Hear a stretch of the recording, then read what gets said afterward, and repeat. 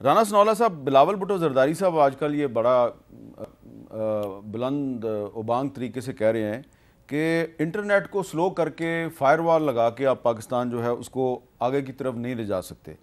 तो 2024 में हमने देखा कि जो एक्स है उस पर पाबंदी लगाई गई, फायरवॉल जो है वो इंस्टॉल की गई, उसको एक बाकायदा आईटी की जो मिनिस्टर हैं आपकी उन्होंने एक्सेप्ट कर लिया और उस पर तमाम जो इंसानी हकूक़ की तंजीमें हैं वो उस पर एहतजाज करें, ये गलत हो रहा है। बिलावल भुट्टो जरदारी साहब भी उस पर एहतजाज कर रहे हैं।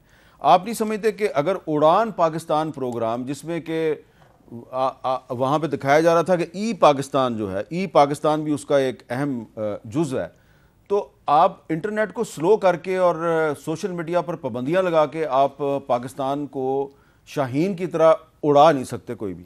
ये बिल्कुल दुरुस्त बात है। और जो उड़ान पाकिस्तान प्रोग्राम है उसमें गालबन 5 ईज़ हैं, उनमें से अगर दूसरी या तीसरी ई यही है कि पाकिस्तान को जो है वो इसमें जो है वो पूरी तरह से जो है वो यानी इसकी एक्सपोर्ट गालबन प्राइम मिनिस्टर साहब ने 34% उसमें इजाफे की आईटी इंडस्ट्री की, आईटी इंडस्ट्री में 34% इजाफे की बात की है और इससे इसमें जो है वो और भी इजाफे की बहुत ज़्यादा गुंजाइश है। तो इसमें अब जो सिक्योरिटी रिलेटेड चीज़ें हैं, क्योंकि देखिए सिक्योरिटी भी जो है वो एक बहुत बड़ा मसला है और जो इस किस्म की पाबंदीज़ यानी जो रुकावटें डाली जाती हैं या पाबंदियाँ लगती हैं तो उसमें रीज़न तो सिक्योरिटी ही होती है। तो इस के एक सिक्योरिटी और इस आज़ादी के दरमियान जो है जो एक तल्लक है उसको इस अंदाज से डिफ़ाइन होना चाहिए कि सिक्योरिटी भी जो है वो इंजर ना हो, उसका भी वो भी उतनी ही ज़रूरी है। लेकिन साथ साथ ये है कि ये जो आज़ादी है हज़ारे राय की भी और इस यानी मीडिया को इस्तेमाल करने की, क्योंकि दुनिया में जो जो तो तरक्की कर रही है वो तो इसके बगैर अब मुमकिन नहीं रही, तो इसके ऊपर भी जो है वो पाबंदी ना लगे। तो बिलावल भुट्टो जरदारी साहब इस चीज़ को पूरी तरह से समझते हैं, लेकिन ठीक है उनकी अपनी जमात है, हमारी अपनी जमात है, लेकिन मैं समझता हूँ कि बिलावल भुट्टो साहब जो है वो इसके ऊपर सियासत कर रहे हैं और अपनी पार्टी के हवाले से बड़ी ठीक सियासत कर रहे हैं और नुकसान आपको हो रहा है। तो अली ज़फ़र साहब ये बताएं, अब मैं ज़रा एक आपसे सवाल ऐसा करने लगा हूँ जो कि जिसका ताल्लुक आइन और कानून से और अदालतों से है कि ये जो पाकिस्तान में एक्स पर यानी कि ट्विटर पर पाबंदी लगी, इंटरनेट स्लो हो गया, फायरवॉल के ख़िलाफ़ बहुत सी पटिशन्स मुख्तलिफ़ हाई कोर्ट्स में दायर हुई और आज़ादी इजहार पर जो पाबंदियाँ हैं, जो गैर एलानिया सेंसरशिप है, ये कोई ढकी छुपी चीज़ नहीं, सबको पता है कि कौन से सियासतदान की तस्वीर हम नहीं दिखा सकते, कौन से सियासतदान का नाम हम नहीं ले सकते। इस सारे मामलात पर 2024 में जो पाकिस्तान की जो जुडिशरी का रोल है उससे आप मुतमिन हैं?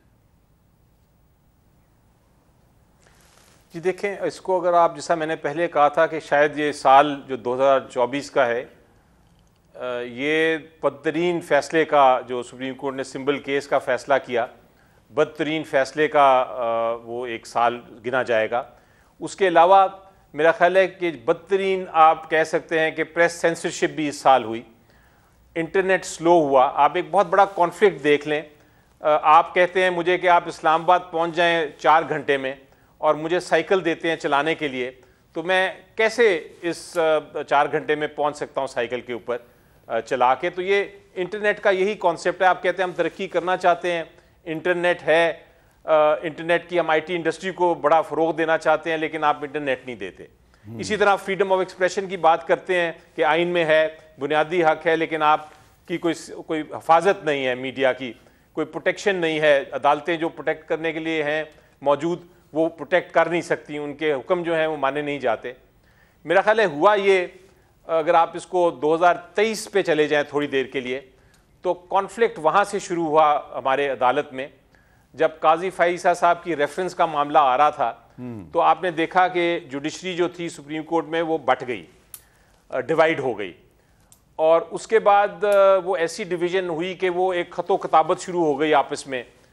ये भी एक बड़ा एक अजीबो गरीब किस्म का हमने माहौल देखा जहाँ ख़तो खताबत शुरू हो गई थी जुडिशरी में, वो उसकी रेपुटेशन को इफ़ेक्ट होना शुरू हो गया। फिर जस्टिस बंदयाल साहब के फेवर में और जस्टिस बंदयाल साहब की टीम के ख़िलाफ़ एक फिर डिवीज़न आ गई अदालत में। उसके बाद काजी फाइसा साहब आए, फिर एक और मज़ीद डिवीज़न हो गई और 3 हिस्सों में बट गया सुप्रीम कोर्ट।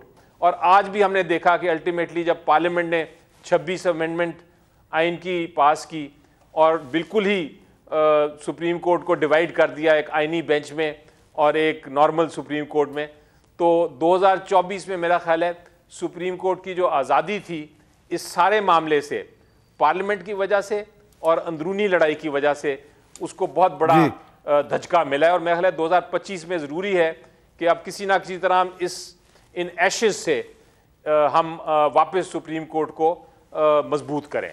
ये तो अच्छा राना साहब, मीर साहब, अली ज़फ़र साहब ने जो है कितनी रेलेवेंट बात की है कि ये जुडिशरी का बहरान, या जो इन्होंने कहा कि जी वहाँ पे ये हो गया वो हो गया, ये बात शुरू हुई थी काजी फैज़ ईसा साहब के ख़िलाफ़ रेफरेंस से जी। वहाँ से एक डिवीज़न ने जन्म लिया और वो डिवीज़न जो है वो शायद अब तक जो है ना वो बाकी है।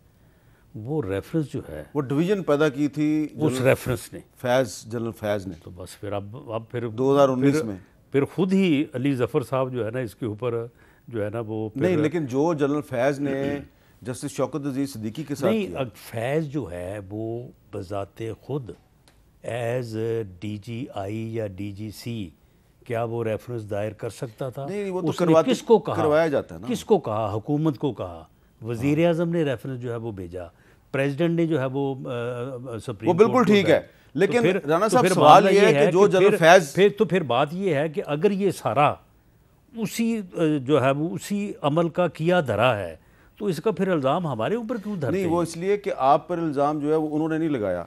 जो कुछ जनरल फैज़ जस्टिस शौकत सिद्दीकी के साथ करता रहा, बाद में इस्लामाबाद हाई कोर्ट के 6 जजेस ने कहा जी कि हमारे साथ भी वही कुछ हो रहा है। और वो जो ख़त था उसमें उन्होंने शौकत सिद्दीकी साहब का भी जिक्र किया और कहा जी हमारे साथ भी। तो अगर शौकत सिद्दीकी के वक्त ही इसका नोटिस ले लिया जाता और ये ना होता तो फिर ये मामला तो आगे ना बढ़ता। ये बात भी आपकी बिल्कुल दुरुस्त है। और मैंने शुरू में जिक्र किया था कि गिलगित बल्तिस्तान के साबिक वज़ीर आला खालिद खुर्शीद साहब को सिर्फ एक तकरीबन 34 साल कैद की सज़ा हो गई है। तो दुआ करनी चाहिए कि 2025 में सियासतदानों के ख़िलाफ़ इस तरह के फ़ैसले ना आए। और इजाज़त लेने से पहले मैं एक अपील करना चाहता हूँ आपसे कि नए साल की खुशियाँ ज़रूर मनाएं, लेकिन इतनी हवाई फायरिंग ना करें कि गोलियाँ जो हैं वो आसमान की तरफ जाने की बजाय किसी इंसान के सर में या उसकी पेशानी में पेवस्त हो जाएँ। बिल्कुल ना करें। ये राना सनाउल्लाह साहब ने अपील की है और अली ज़फ़र साहब इससे बिल्कुल इत्तेफाक करेंगे क्योंकि वो भी बड़े अमन पसंद आदमी हैं। और हम तीनों जो हैं वो आपसे अपील कर रहे हैं कि नए साल की खुशियाँ ज़रूर मनाएं, कोई केक काटें, चॉकलेट खाएं, कोई चाय पिएं, ठंडा मौसम है, लेकिन ये फायरिंग ना करें। फायरिंग करके किस किस्म की खुशी है? तो फायरिंग जो होती है, हवाई फायरिंग जो है, इससे बहुत से जो बेगुनाह लोग हैं वो मारे जाते हैं, उनको गोलियां लगती हैं, ज़ख्मी हो जाते हैं। हस्पताल की जो एमरजेंसी है वो नए साल की खुशियां मनाने वालों की फायरिंग से जो लोग ज़ख्मी होते हैं वो भर जाते हैं। तो खुदा के लिए नया साल ज़रूर मनाएं, लेकिन हवाई फायरिंग ना करें।